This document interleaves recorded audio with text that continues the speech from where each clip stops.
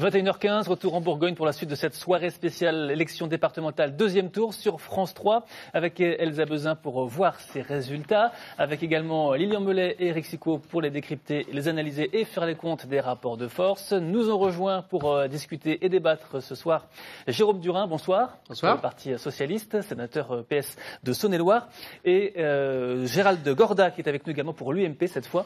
Nous devrions avoir un représentant du Front National qui devrait nous rejoindre pour discuter également de ces résultats ensemble. La Saône-et-Loire, votre département, c'est par lui que nous allons commencer cette deuxième partie d'émission avec Damien Boutillier depuis Mâcon pour d'autres résultats pour compléter notre tableau, Damien.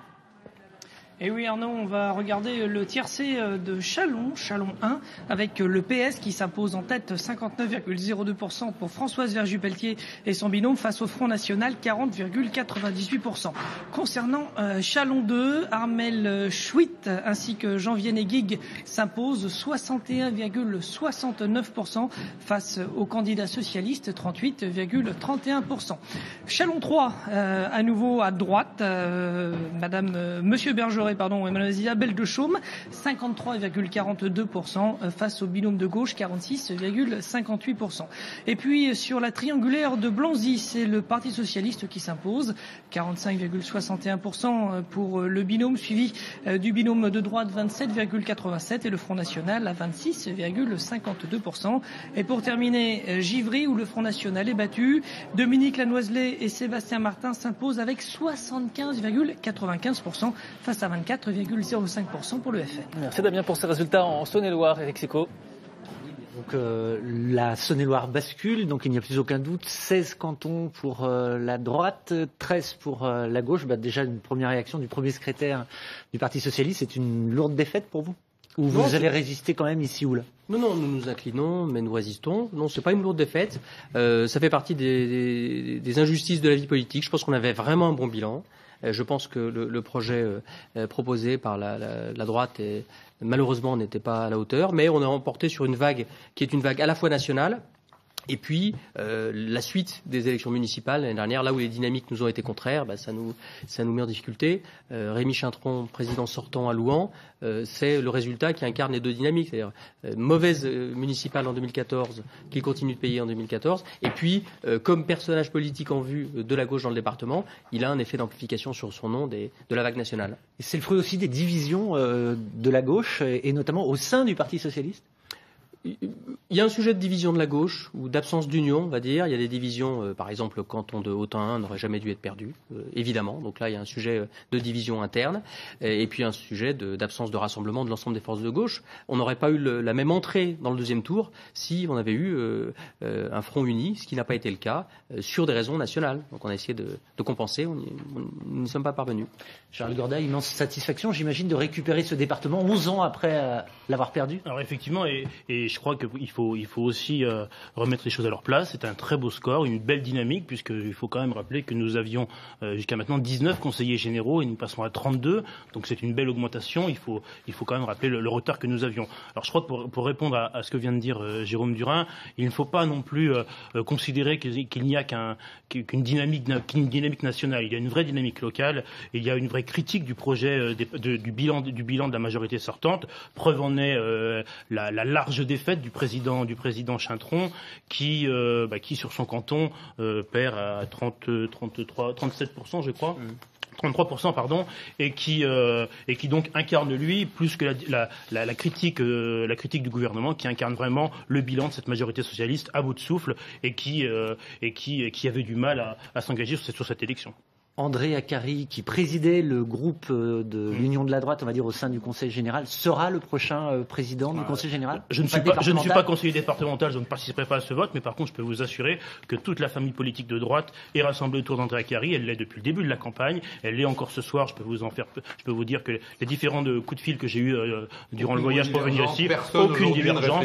À moins que vous me l'informiez. Parce que c'est une chose d'être président d'un groupe d'opposition, c'est une autre chose de présider un conseil départemental. Sauf que la famille politique s'est rassemblée depuis le début, et depuis le début, elle a considéré qu'André Acari était le leader pour cette campagne et serait demain le président du département de Saône-et-Loire. Si ce département basculait, c'est aujourd'hui fait, et André Acari sera jeudi le nouveau président de ce département. Sébastien Lalouin nous a rejoint. Bonsoir. Bonsoir. Vous êtes le secrétaire départemental du Front National. Tout à fait. Comment vous lisez ces résultats? Est-ce que vous les considérez comme une défaite ce soir? Non, pas du tout. Non, ce n'est pas considéré comme une défaite. Il faut déjà voir la première victoire que nous avons faite déjà au premier tour. 13 binômes donc, qui accédaient donc, au second tour. 5 duels, 8 triangulaires. Nous avons réussi à maintenir pour une grande majorité nos scores, voire certains les ont encore dépassés par rapport à d'autres. Donc non, ce n'est pas une défaite. Nous avions misé au moins sur un binôme élu. Nous ne l'avons pas. Nous étions préparés à peu près à ce résultat. Mais non, après voilà, on a quand même un ancrage territorial qui est bien posé. Nous allons continuer, il va se développer de plus en plus, donc non, ce n'est pas une défaite. Une question qui finalement peut concerner les trois.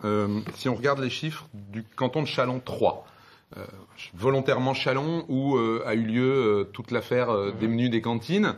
Au deuxième tour, on trouve la droite contre le PS, le Front National a été éliminé. Il y avait 1300 voix du Front National au premier tour, qui donc plus de candidats pour le Front National. Tout à fait. Les candidats de droite progressent de presque 900 voix. Et je parlais de 1300 voix.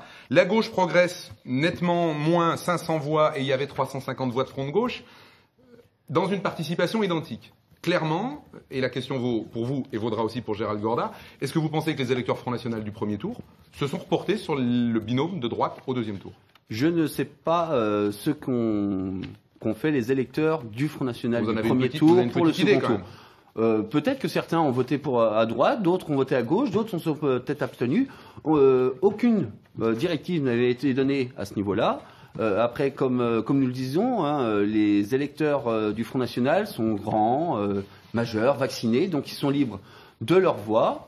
Nos voix, enfin les voix du Front National, et que ça soit n'importe quel parti, n'appartiennent à aucun parti, donc c'est propre à chaque électeur. Après voilà, ils ont décidé, ils ont voté, voilà. Mais vous-même, vous perdez une centaine de voix sur votre canton aussi. Tout à fait, oui. On perd une centaine de voix, mais bon, après, il faut quand même, sur Pierre de Bresse, c'est pour ça que j'ai pas pu participer avant, parce que nous avons eu beaucoup de soucis. Nous avons eu le bureau de vote de Bourg-Père-en-Bresse, où il y a eu des petites dérives. Le bureau de vote aussi de Savigny-en-Revermont, des signatures qui étaient présentes au second tour, qui n'étaient pas présentes au premier tour, qui sont présentes au second tour. Voilà, il y a quand même beaucoup de choses qui ont été faites, des bulletins de vote qui ont été glissés, soi-disant après on les retrouve plus. Donc voilà, il y a quand même. Est-ce que ça veut dire que vous réfléchissez à un recours?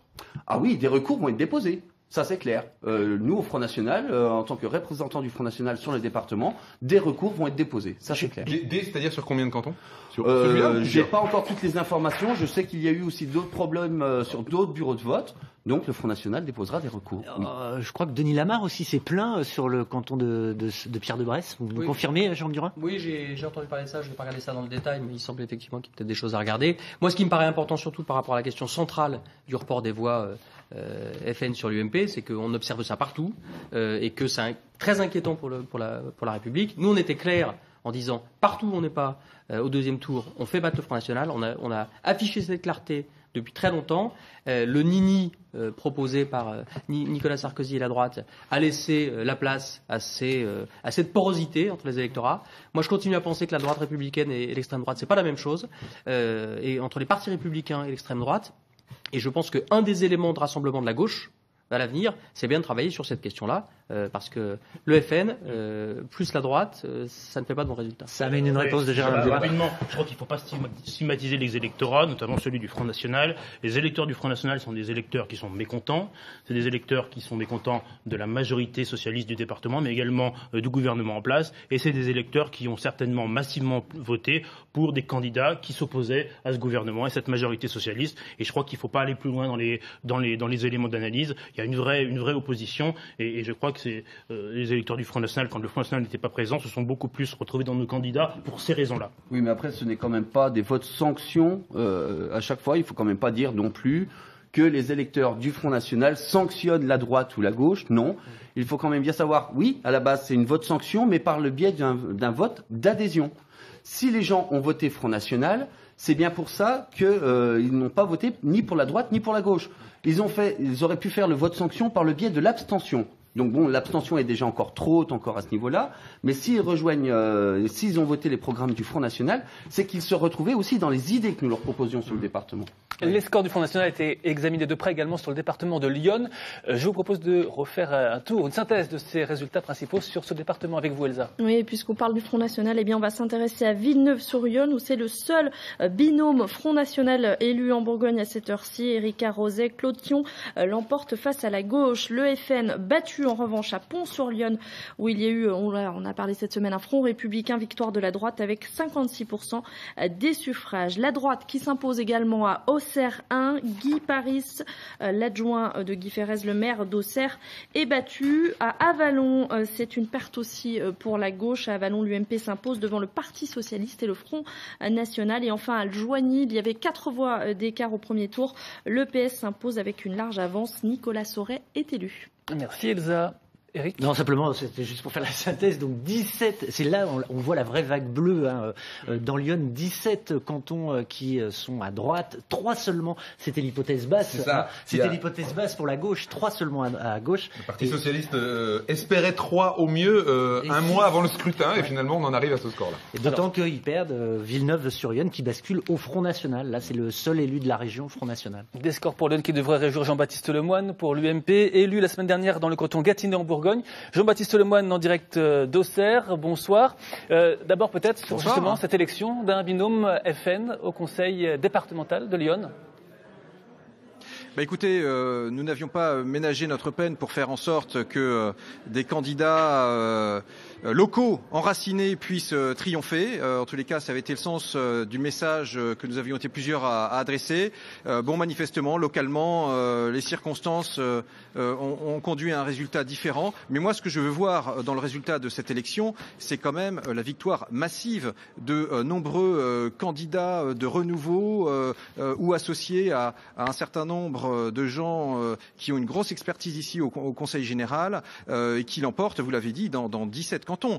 Et moi, je veux saluer la victoire de Grégory Dort et Dominique Sinaud à Pont-sur-Yonne. Combat très difficile, mais également Valérie Leger, Michel Ducroux à Auxerre, c'est pas rien. Xavier Courtois et Sonia Patouret sur Avallon notamment, et bien d'autres encore. Donc, ce résultat est un succès, mais c'est pas un chèque en blanc. Parce qu'on a tous entendu, en faisant campagne, une certaine exaspération, un certain ras-le-bol de la part des artisans, des commerçants, des retraités. Et donc, maintenant, il faut que nous soyons les uns et les autres au rendez-vous des résultats. Il y a vraiment, une perte de crédit, c'est triste à dire, mais du politique. Et donc maintenant, tous les conseillers départementaux qui sommes élus, nous devons faire en sorte, d'être exemplaires, de fixer un cap clair, et puis de répondre aux urgences. Il y a des urgences en matière d'économie locale, en matière de numérique, en matière d'accès aux soins. C'est pour cela que moi je plaide pour vraiment la mise en place d'une sorte d'équipe de France de Lyon, parce qu'il faut qu'on aille marquer des buts pour les Iconais et pour le département. Est-ce que ça veut dire que vous pensez qu'il faut changer de tête à la tête du conseil départemental de Lyon pour lui donner plus d'allant? Et on pense notamment à vous. On a beaucoup dit que vous seriez éventuellement candidat à la présidence du conseil départemental. Est-ce que ce soir c'est le cas? Oui, je suis candidat à la présidence du conseil départemental, je vous le confirme. Vous savez, c'est pas une lubie ou une gloriole. Lorsqu'il a fallu désigner un président pour reprendre le bailleur social d'Omanis en grande difficulté, personne ne voulait y aller. Moi, j'ai pris mes responsabilités. Je me suis porté candidat. Dans un esprit justement de service. Je suis dans ce même état d'esprit. Et l'idée, c'est surtout de bâtir une équipe, un collectif avec des femmes et des hommes de talent, alliant à la fois justement l'expérience, mais également un regard neuf, et je peux vous dire que les défis sont là, ils sont de taille, parce qu'on sait que les dotations sont en baisse, que c'est pas évident, et pour autant les attentes sont très fortes. Donc moi je peux vous dire que je suis pas du genre à me débiner, et donc je souhaite vraiment que nous mettions en place une équipe qui soit forte, cohérente, qui puisse peser aussi dans les arbitrages, dans les négociations avec l'État, avec la Bourgogne. Vous savez, le contrat de plan État-région, il y a bien des projets malheureusement que dans Lyon on ne va pas pouvoir financer, qui n'ont pas été rendus éligibles. Donc tout ça interroge, et donc je pense qu'il faut donner un poids accru au conseil départemental. Mais alors, vous n'ignorez pas que André Villiers s'était déjà déclaré candidat à la présidence, à sa propre succession avant le premier tour. Est-ce que ça veut dire que vous vous êtes entendu avec lui, ou est-ce qu'il y aura 2 candidats pour présider ce département? Non, mais il est normal et naturel que dans une famille politique, la droite et le centre, il puisse y avoir un débat sur le style qui doit incarner la présidence, sur les objectifs concrets. Vous savez, hein, l'idée, c'est d'aller bouger les lignes. Hein. Effectivement, le but, c'est de faire remonter un peu le département de Lyon dans le haut du tableau. Hein, parce que vous savez, nous, on a l'AJA, Auxerre, qui est en Ligue 2. On aimerait bien qu'il monte en Ligue 1. Et ben, le département de Lyon, on l'a vu un peu trop souvent dans les bas de tableau, dans les classements sur les départements. Et nous, on a envie de faire bouger ça. On a envie d'être très volontariste. Parce qu'encore une fois, il y a une attente, il y a un cri de désespoir qui a été émis par l'électorat au premier tour. Hein. Il faut voir qu'au soir du premier tour, personne ne faisait les malins. Donc maintenant, il ne s'agit pas de faire comme si rien s'était passé. Maintenant, il faut être au rendez-vous des résultats. Et ça, voilà, je propose de le bâtir avec mes collègues et j'en parlerai avec tous les collègues conseillers départementaux, naturellement, dès demain matin. Justement, c'est ce qu'on allait vous demander. Encore deux petites questions. Est-ce que vous avez fait vos comptes, justement, pour vous lancer à l'assaut de la présidence du conseil départemental? Est-ce que vous observez que vous avez beaucoup d'avance? Non mais attendez, moi je suis pas à faire des comptes d'apothicaire. Là, on a besoin, je dirais, de lancer un projet, de monter l'équipe qui va avec. On est là-dedans. Hein. Attendez, les comptes d'apothicaire ou les petits calculs politiciens sur les petits réchauds, hein, comme disait le général de Gaulle, c'est fini, c'est mort. Les Français n'en veulent plus. Donc maintenant, mais je dirais, cumul des il faut mandats aller franchir le pont d'Arcole. Pardon, Jean-Baptiste Lemoyne. Il faut aller franchir le pont d'Arcole et aller au résultat. Oui, mais calcul ou pas, 2017, le cumul des mandats vous obligera à choisir si vous devenez président du conseil départemental. Vous allez peut-être un peu vite en musique là, parce que vous savez que la droite et le centre ont annoncé qu'ils souhaitaient revenir sur cette interdiction, parce que honnêtement, avoir un mandat local et un mandat national, c'est la meilleure façon de garder les pieds sur terre. Et parfois, il y en a qui, à Paris, pètent un peu les plombs parce qu'ils ont peut-être plus les pieds sur terre. Donc, je peux vous dire que justement, de ce point de vue-là, concilier ces deux mandats, eh bien, je pense que c'est la façon d'être entendu de façon efficace par l'État à Paris, et puis d'agir ici localement, là encore, avec une efficacité accrue. Merci Jean-Baptiste Lemoyne, on a bien entendu votre message. Merci à vous. Donc vous voulez une équipe pour Lyon et vous souhaitez être donc le capitaine de cette équipe. On l'a entendu. Troisième tour attendu avec impatience jeudi, ça c'est le moins qu'on puisse dire. Attendu également, on l'imagine, en Côte d'Or. François Sauvadet nous écoutait et vous écoutez Jean-Baptiste Lemoyne. François Sauvadet, président UDI du département de la Côte d'Or. Réaction tout de suite de François Sauvadet. Bonsoir. Vous avez entendu Jean-Baptiste Lemoyne s'exprimer il y a un instant. Quelle est votre réaction ? Moi, je ne vais pas réagir par rapport à Jean-Baptiste Lemoyne. Moi, je suis d'abord très content de la victoire que nous avons remportée en Côte d'Or. Alors, on va y venir, mais quand même sur l'UDI, sur le soutien de l'UDI. Non, je pas. Écoutez, moi, je suis là pour vous parler de la Côte d'Or ce soir. Je suis pas là pour commenter les matchs qui se sont déroulés ailleurs. Vous me réinviterez pour cela. Vous êtes quand même membre de l'UDI. Je veux simplement saluer. Oui, mais d'accord, très bien. Mais ça, ce sera le débat de Lyon. Ils vont le régler entre eux. Je leur fais toute confiance pour le régler. Nous, en Côte d'Or, nous n'avons pas ce type de débat. Aujourd'hui, nous sommes heureux d'avoir gagné, tout simplement, et d'avoir remporté de belles victoires à Montbard, à Nuit-Saint-Georges, à Dijon, avec Ludovic Rochette, Anne Herchins, François-Xavier Dugour. Bref, de très belles victoires qui sont aussi une reconnaissance du travail que nous avons fait avec toute l'équipe pendant toutes ces années. On a porté un projet clair, un projet en ne promettant pas tout. On a été très attaqués pendant cette campagne. Et moi, je l'ai été aussi personnellement. Mais on voit bien que les électeurs s'y sont pas trompés et qu'ils nous ont portés très largement en tête dans beaucoup de cantons. En tout cas, ce dont je me réjouis, et la majorité de demain pourra se remettre au travail et poursuivre ce que nous avons engagé et ce que nous voulons poursuivre. Voilà, tout simplement. François Sauvadet, j'espère que vous m'entendez parce que je vois que vous touchez votre oreillette. Non, je vous entends bien. Très bien. Un mot sur le canton de Brazais, François Sauvadet, qui était effectivement sous les regards avec le Front National qui était sorti haut du premier tour. Retrait du candidat de gauche, appel au Front républicain. On voit qu'il y a un report de voix manifestement important des électeurs de gauche du premier tour vers Emmanuel Coin, votre conseillère départementale. Quelle conclusion vous en tirez sur ce canton? Est-ce que le Front républicain ça marche ou le Nini c'est mieux? Écoutez, moi j'ai toujours été très clair. D'ailleurs, j'ai été très surpris que ma position était un peu dénaturée. En fait, j'ai toujours dit depuis le début que je ne souhaitais pas avoir de candidat du Front National élu conseiller départemental. Et ça relève de la responsabilité, pas de la nôtre, ça relève de la responsabilité des électeurs. J'observe que ce soir, il n'y a pas de conseiller départemental Front National et je m'en réjouis. Voilà, tout simplement. Donc après ça, il y a eu une prise de responsabilité de la gauche. Les électeurs ont suivi très massivement et ont fait confiance à Emmanuel Coin. Je crois que c'est ce qu'il faut retenir de ce scrutin. Et ma position a toujours été extrêmement claire. Il faut faire confiance aux électeurs pour qu'ils ne portent pas dans les cantons des candidats dont on sait qu'ils mèneraient à des voies sans issue. On ne connaît même pas leur programme et leur projet. Même le mot Côte d'Or ne figurait pas dans leur bulletin. Vous voyez un peu, on les a même pas vus en campagne. Donc voilà, je crois que la sagesse des électeurs a pesé. Vous savez qu'on aime bien tout ce qui marche pas en général. Vous le savez bien. On sait qu'il y avait moi, je me réjouis déjà de ce qui marche. Tout à fait. Parce que, tout à fait. Donc, franchement, comme vous nous avez parlé de ce qui marchait bien, vous permettrez quand même avec mes amis de m'en réjouir. Oui, tout à fait. C'est le moins qu'on puisse faire, parce que si ça avait été l'inverse, vous n'auriez pas manqué de le souligner. Ah bah bien sûr. Voilà. Mais c'est pour ça que quand c'est une belle victoire, c'est une belle victoire. Vous êtes entouré d'élus. Vous êtes entouré d'élus. Oui, c'est vrai. Il y a une personne de l'UMP qu'on ne voit pas à côté de vous, c'est le sénateur de Côte d'Or, Alain Houpert, dont on sait qu'il a soutenu un certain nombre de candidats dissidents, de binômes dissidents. Et il y a un canton qui est en partie perdu pour vous, c'est le canton de Talent, avec Gilbert Menu, qui était quand même un de vos élus importants. Est-ce que vous regrettez ce qui s'est passé et quelle suite ça pourra avoir ? Oui, moi je regrette la situation. Franchement, Gilbert Menu était un excellent candidat. J'aurais souhaité le voir rejoindre la majorité départementale. J'en tire une leçon, c'est que l'union n'est pas une option, c'est devenu une nécessité absolue si on veut gagner. Et je crois que c'est d'abord la victoire de l'union. Dans tous les cantons où nous avons pu présenter des candidats unis. Je regrette la situation qui s'est produite à Talent, dans le canton de Talent. Et je regrette en effet l'attitude du sénateur Houpert, qui a joué contre son camp, contre son jeu, et contre nous tous. La preuve, c'est que Gilbert Menu, aujourd'hui, perd de 170 voix. Personne ne peut s'en réjouir. Il faudra effectivement qu'on en tire les leçons pour demain. Mais aujourd'hui, permettez-moi de vous dire, c'est surtout sur les victoires que je veux à nouveau insister, même si, je vous le dis, je le regrette et ça me peine beaucoup parce que Gilbert est un ami et il a perdu à très peu de voix, ce qui montre que, voilà, là encore, quand on est unis, on gagne, quand on est désunis, on perd. Éric, eh bien, il faudra que ceux qui sont les auteurs de la désunion en tirent eux-mêmes les leçons. Oui, une dernière question quand même pour la forme, François Sauvadet. Oui, donc une dernière question pour la forme. Vous êtes bien sûr candidat à votre succession au conseil départemental de la Côte d'Or et ensuite candidat au régional ?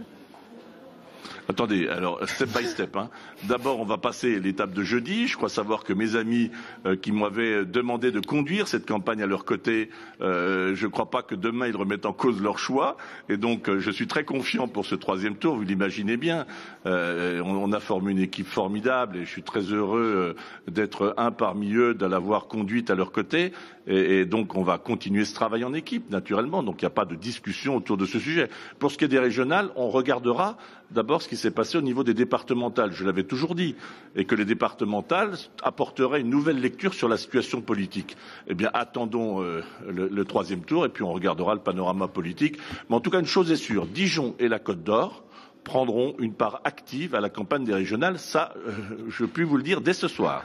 On l'a bien noté. C'est une information, c'est un début d'information. Merci François Sauvadet. Sauvadet. Vous imaginez bien qu'un grand département comme la Côte d'Or et Dijon comptera et fera entendre sa voix dans les futurs combats des régionales et les futurs combats des présidentielles et législatives derrière. Je ne l'oublie pas. Merci François Sauvadet depuis la préfecture de Dijon. Merci à vous.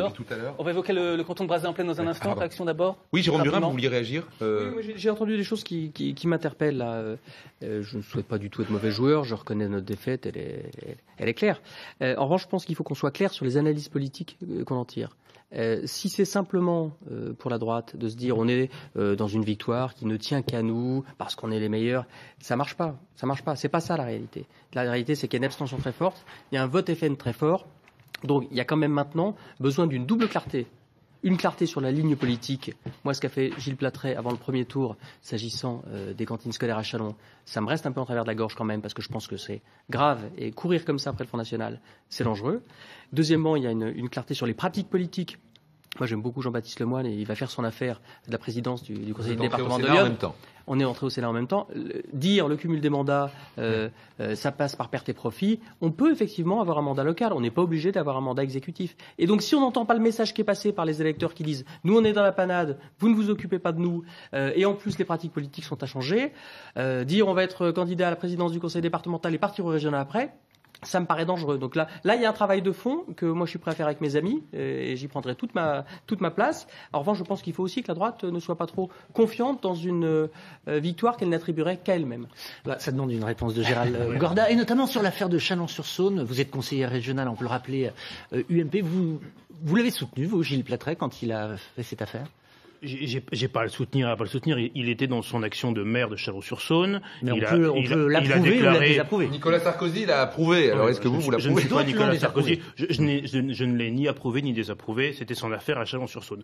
Néanmoins, ce qu'on peut dire avec tout ce qu'on a entendu à l'instant, c'est que ce qui nous a fait gagner, la droite, et en Saône-et-Loire, mais également dans les autres départements, c'est le rassemblement, c'est l'union de la droite et du centre, et d'arriver à montrer une véritable image unie. Quelques exceptions près, évidemment, on pense à la chapelle de Guinchet, par exemple, mais arriver à montrer une image unie de la droite et du centre nous a permis de gagner, et nous a permis aussi de faire des très bons scores dans des bastions de la gauche.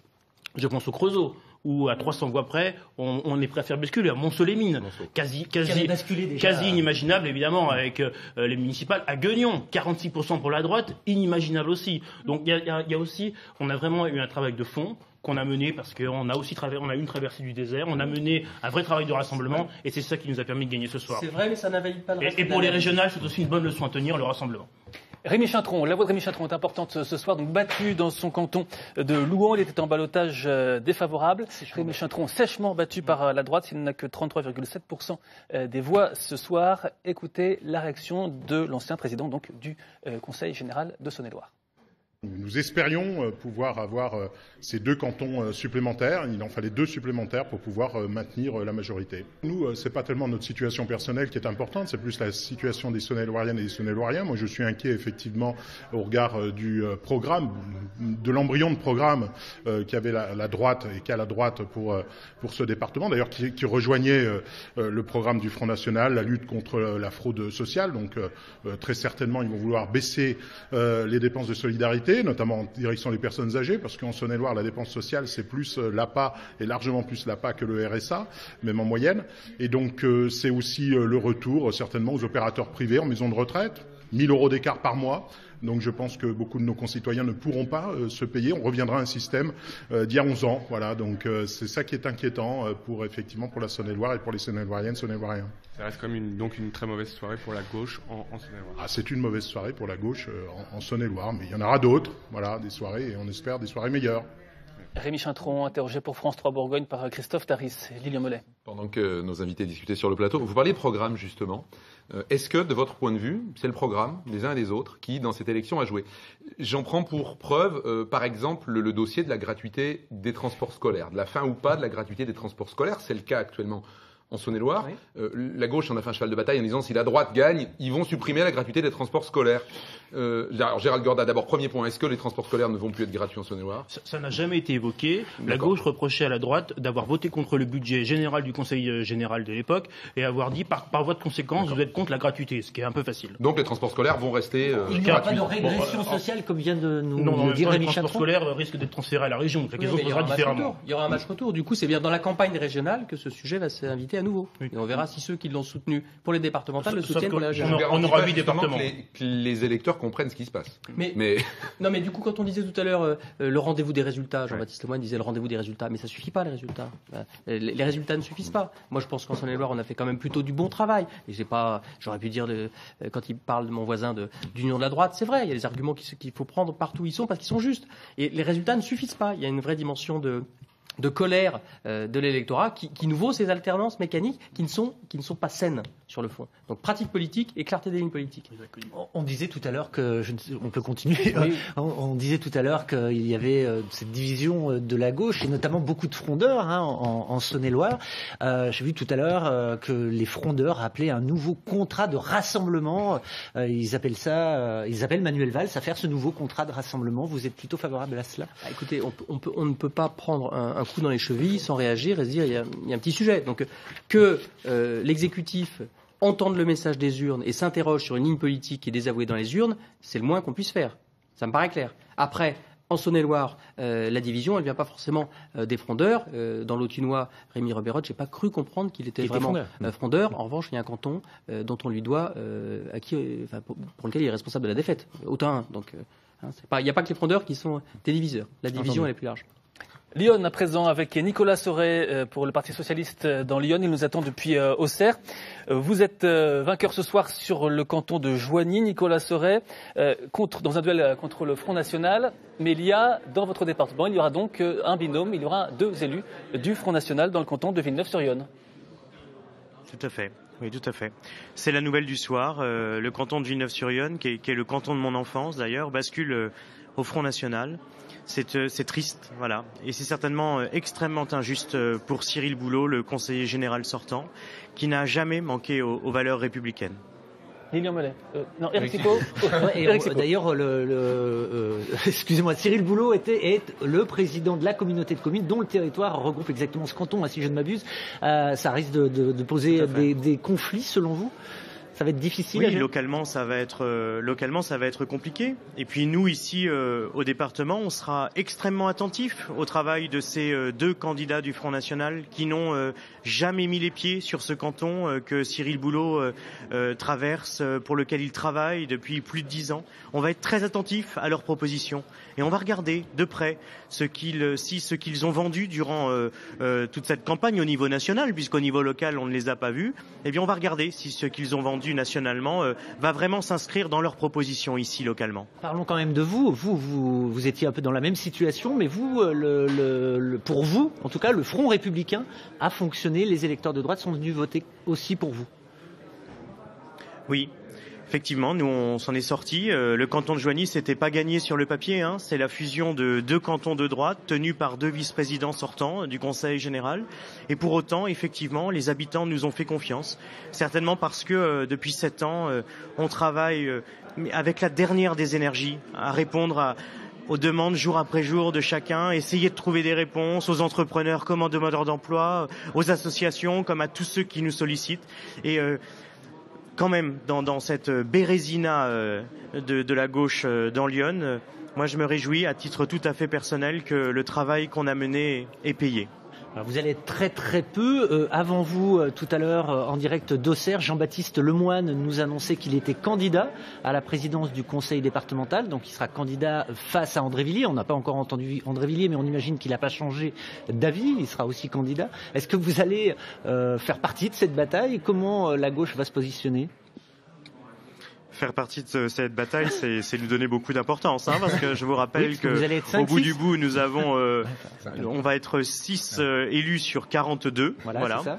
2 élus encartés au Parti Socialiste sur 42.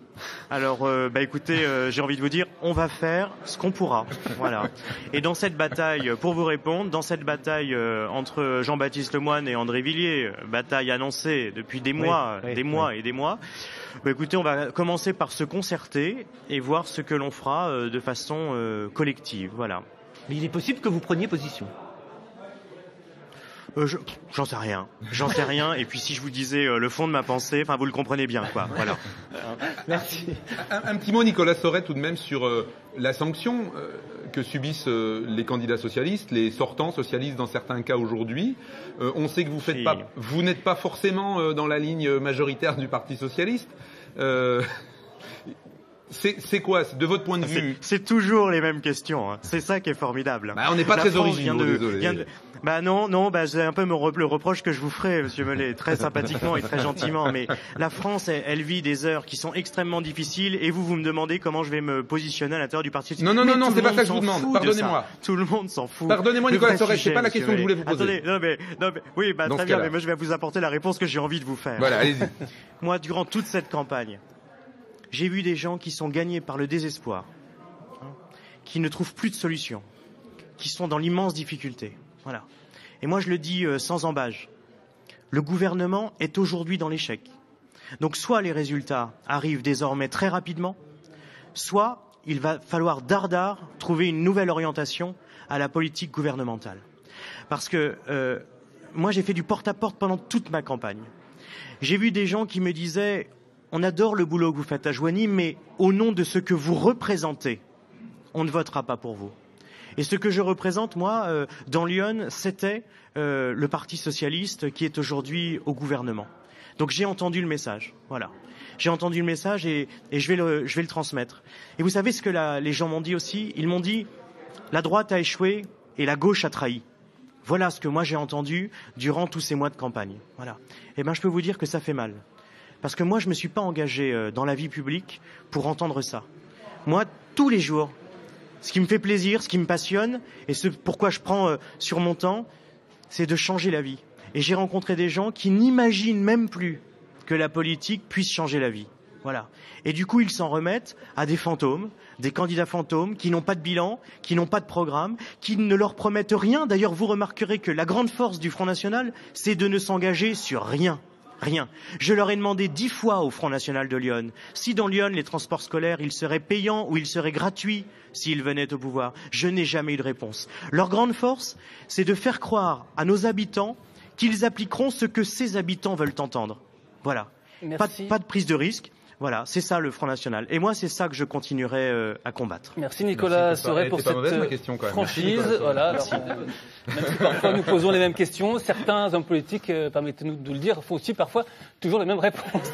Ce qui n'était pas le cas. C'était un témoignage assez intense de quelqu'un qui arrive au bout d'une campagne électorale et qui vit quelque chose à un moment donné. Donc c'est rare ces témoignages-là dans le message souvent préparé des soirées électorales. D'ailleurs, vous avez entendu la même chose au cours de ces campagnes, mais les uns et les autres.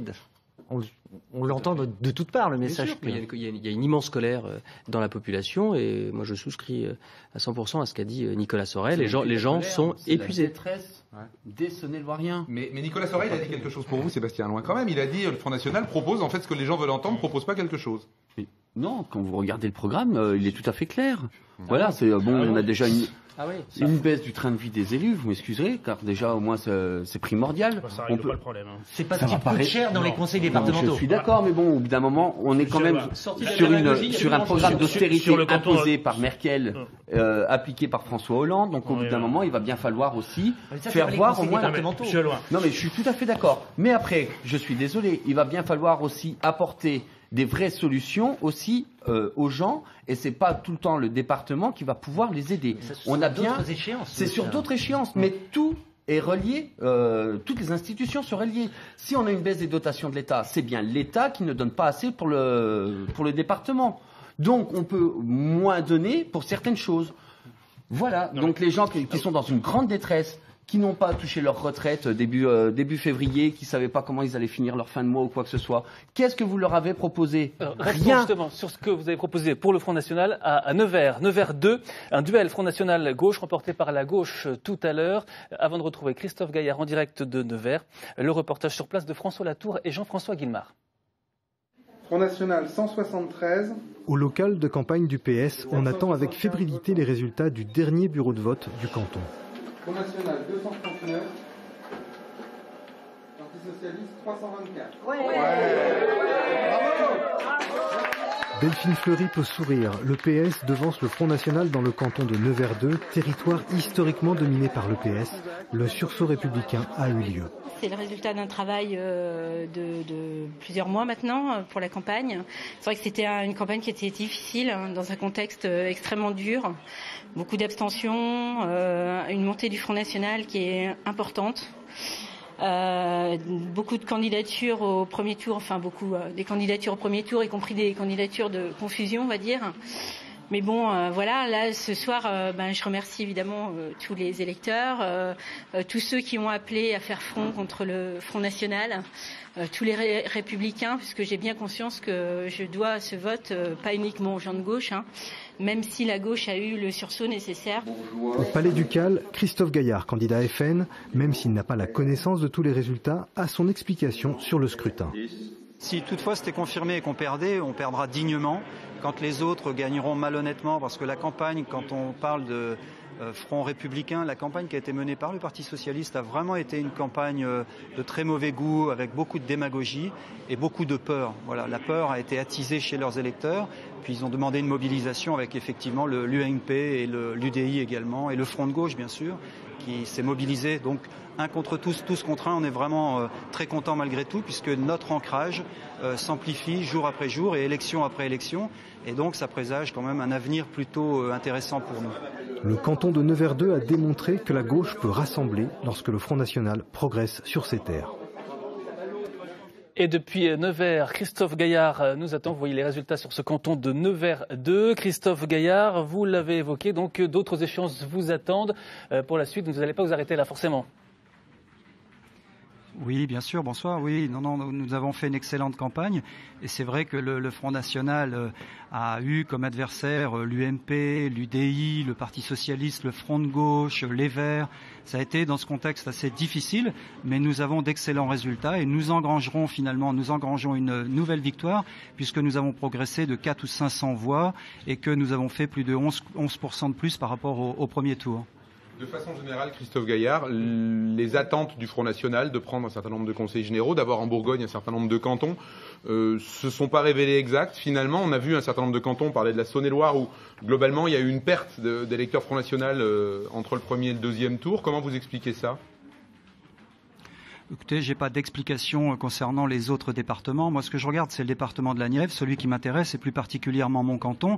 Et je vois que la mobilisation pour nous a été très forte au second tour et que nous engrangeons de nouvelles voix à chaque élection et à chaque fois, et que c'est très intéressant pour l'avenir, je le disais tout à l'heure, parce que ce canton, qui était une terre socialiste, que nous avons réussi à faire trembler, où nous avons également réussi à battre une candidate qui était quand même la vice-présidente du conseil régional, qui s'était engagée dans une espèce de machine à recycler qui s'appelle Nièvre Avenir, une formation apolitique où des candidats de droite, de gauche sont représentés. Eh bien, nous avons réussi quand même dans ce canton de Nevers 2 à battre Florence Sombré, qui était la vice-présidente du conseil régional de Bourgogne. Donc nous nous battons chaque jour au quotidien. Nous avons un ancrage politique et territorial important ici à Nevers et nous allons l'amplifier et confirmer tout cela dans les prochaines élections, les régionales et puis d'autres bien sûr à l'avenir, et je pense notamment aux municipales que nous commençons déjà à préparer. Merci Christophe Gaillard depuis Nevers. Autre illustration d'un duel avec le FN au deuxième tour de ces élections départementales, le canton de Brazais-en-Plaine en Côte d'Or. Là c'était le FN contre l'UMP. Le FN était arrivé en tête au premier tour. L'UMP remporte ce canton. Emmanuel Coin est réélu avec son binôme pour le conseil départemental de la Côte d'Or. Reportage sur place d'Anne Berger et Christophe Gaillard. Bernier, Christelle, Quentin, Damien. 3180, 44,1%. Coin, Emmanuel, Dellepeau, Gilles. 4045, 55,98%. Élus. Il est tout juste 20h. Emmanuel Coin et Gilles Dellepeau sont élus avec plus de 10 points d'avance sur leurs adversaires. La fin d'une longue semaine d'inquiétude. Le FN était parti tellement gagnant sur ce canton que c'était quelque chose qui a été omniprésent dans notre campagne, bien sûr. Bien sûr, et c'est sûr que le fait de ne pas avoir une triangulaire a été déterminant dans cette élection. Nous en sommes conscients et reconnaissants. Alain Becquet, le candidat malheureux de la gauche au premier tour et maire de Seurre, était le dernier à apporter les résultats de sa commune. 462 voix pour sa rivale du premier tour, 266 seulement pour le binôme Front National. Le report des voix y a fonctionné encore mieux qu'ailleurs. Une tendance que Damien Quentin, le candidat du Front National, avait été obligé de constater dès le début de la soirée, amer. On est victime de ce Front républicain, je pense. Les voix du PS ne se sont pas reportées sur le binôme Front National. C'est dommage. Une nouvelle fois, les électeurs du canton sont, on peut dire, cocus avec ce système. Et ça profite à Madame Coin et Monsieur Dellepeau. Je pense que ce soir, leur victoire est toute petite et ils n'ont pas de triomphalisme à faire. À Saint-Usage, le FN est à égalité avec le binôme de droite. Une exception dans le canton que le parti de Marine Le Pen pensait pourtant acquis. Il y est devancé de 865 voix. Voilà pour le canton de Brazais-en-Plaine, en Côte d'Or. 1 minute 30, Gérald Gorda, c'est important pour l'UMP en Saône-et-Loire. Cette victoire, ça va se passer comment dans les jours qui viennent? On sait déjà qui Qui seront les vice-présidents Je crois que c'est un peu rapide. La nouvelle majorité se réunira dès les prochains jours, dès demain et après-demain. Pour l'élection de jeudi, il y a déjà évidemment eu des discussions. Vous êtes secrétaire départemental de l'UMP, il y a une mesure que vous voulez voir prendre très vite ? Non, pas forcément. Le programme du département nous convient. Maintenant, il faudra l'appliquer parce qu'il y a du travail et il y a beaucoup de choses à remettre à plat suite au départ de cette majorité socialiste. Et en un mot aussi, Evelyne Couillereau était la présidente du groupe avant ces élections. Elle le sera après ? Écoutez, on va voir ça demain aussi. On a des réunions pour organiser nos troupes avec des cadres sortants qui continuent à siéger et puis de nouveaux entrants qui ont beaucoup d'énergie et qui sont prometteurs. Donc on va être une opposition efficace, je l'espère, et puis on va travailler dans le sens de la Saône-et-Loire. Merci messieurs d'être venus ce soir en direct sur France 3 Bourgogne. Je vous rappelle deux des informations que nous avons pu apprendre tout à l'heure. D'abord que Jean-Baptiste Lemoyne pour Lyon serait donc candidat pour la présidence du conseil départemental de Lyon. Pour la Saône-et-Loire, le soutien de l'UMP à André Acari que nous rejoindrons dans la prochaine édition Bourgogne de cette soirée spéciale élection départementale. Tous les résultats sur france3.fr. Rendez-vous dans un quart d'heure. Tout de suite, Carole Gessler et Francis Letellier. À tout à l'heure.